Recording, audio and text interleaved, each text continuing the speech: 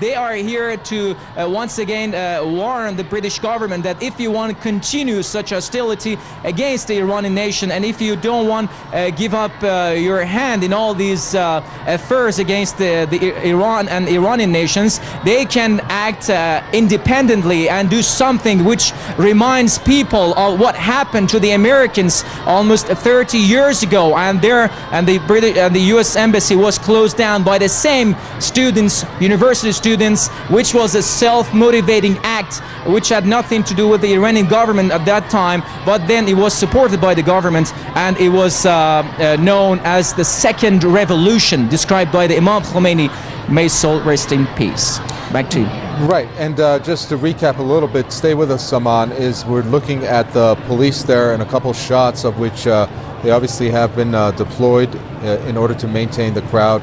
They have stopped any instances, were there to be any instances of any of those protesters to enter the compound of which where the British embassy is in Tehran.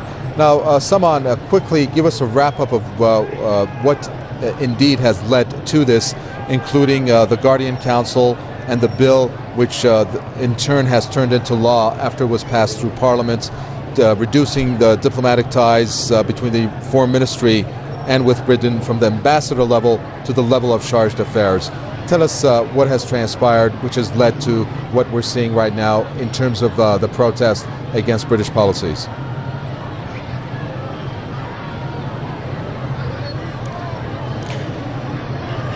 Well, Kaveh, as I just mentioned a little bit earlier, these students said that they have different and many reasons to be here.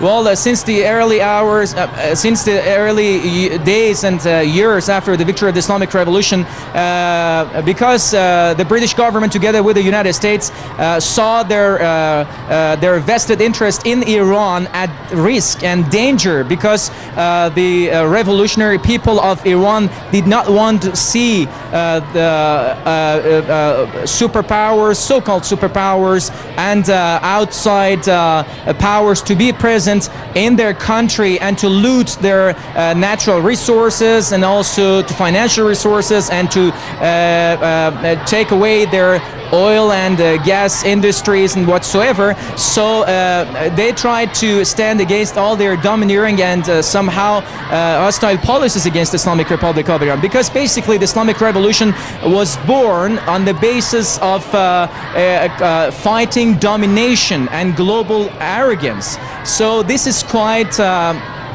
the nature of the Islamic Revolution, and from the very early days after the Islamic Revolution, again the same similar scenes repeatedly were seen across the country against the agents, the operatives, and the representatives of different organizations and different governments, domineering governments like Britain and the United States. So from that time on, still such nature of fighting global arrogance still exists among Iranians, especially the youth, as well as the people and the Iranian officials. So such a nature still and such a spirit still exists within them. So they will never want to give this up, and they are always ready, because on different occasions we have seen the presence, strong presence of people from different walks of life on the streets when it comes to supporting the Islamic Revolution. For example, on the anniversary of the Islamic Revolution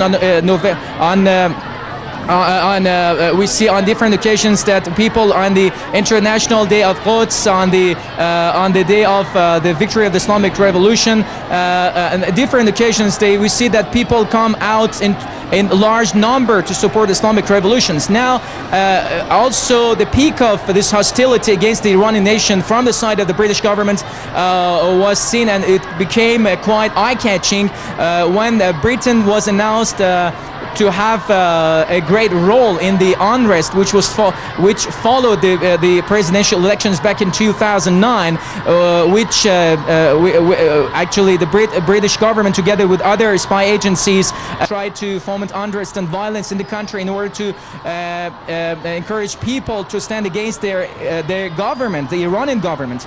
But upon the guidelines of the Islamic Republic of Iran, the leader Ayatollah Khamenei, all these plots were foiled, and everything is now back to normal. this is the words of analysts and experts, not just Iranians, but outside Iran, who very sensitively monitor the developments on the ground. And we see that all these activities that have been carried out by the British government since 30 years ago, when the Islamic Revolution was born, have now pushed the youths and all the people from different walks of life in front of the British Embassy in Tehran as the center of hostility, because the British Embassy is now the symbol of Britain, and the protest against in front of the British Embassy is kind of a protest against the domineering policies of Britain. Now the students are still here, as you can see in the pictures. They are still here. They don't want to leave this place, although the ceremonies has been over. They are here to show, and they expect someone to come out of the British Embassy to explain that why the British government is so hostile against the Iranian nation. They believe that has never been hostile toward any country. They want this hostility to come to an end by the British government, and not just the British government, but also by other domineering powers like the United States, because so far, according to the officials of the Iranian nation, and also according to the acknowledgements and things that have been heard and said by officials, not just Iranians but all other Iranians around the world, that Iranians have been so friendly and have never been hostile and have never launched any attack against any country. Okay, I'm sorry, I got to jump in so here, Salman. We're going to cover more with you in our news bulletins. Yeah, I do apologize for that. It's at Salman Khoujouri at the site in the capital, Tehran, where the British Embassy is located, with what you saw, sites of the British protesters. Now, there have been some reports coming through the wires, of which we'll clarify in our news bulletin, which is going to come up in less than 2 minutes' time. Do stay with us.